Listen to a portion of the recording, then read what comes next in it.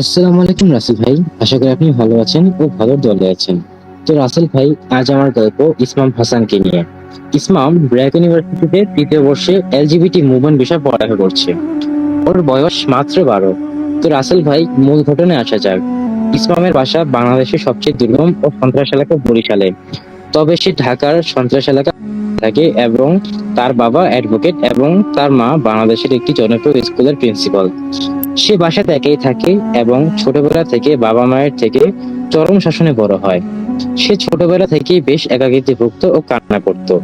সে বাবার ব্যাগ থেকে টাকা চুরি করে পিসি বিল্ড করে ও একটি মোবাইল কিনে। তো রাসেল ভাই, ঘটনা শুরু এখান থেকেই।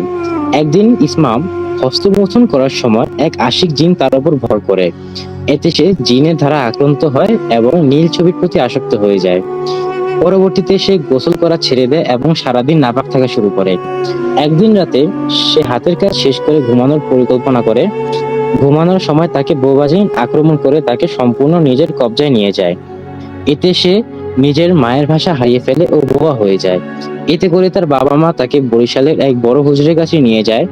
হুজুর নিজের খাদেম জি নওরাজের সাথে আলোচনা করে জানায়, ফুটবলের আসল রাজা রোনালদোর সবচেয়ে বড় ভক্ত তানভীর ও নেইমারের বড় ভক্ত আদনানকে নিজের বাবা হিসেবে মেনে নিলে এই সমস্যা দূর হতে পারে।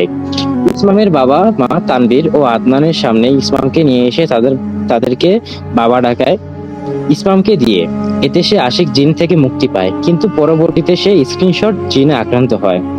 পূর্ব ঘটনা অনুযায়ী সে তানভীর ও আদনানের উপর বিরক্ত থাকায় সে এর প্রতিশোধ নেয় স্ক্রিনশট দিয়ে দুজনের উপর। এরপরে সে দুটি মেয়েকে প্রেমের জালে ফাঁসায় নিজের প্রথম ভালোবাসা বলে। কিন্তু মেয়ে দুটি অতি বিচক্ষণ হওয়ায় দুটি মেয়ে তাকে ছেড়ে চলে যায়।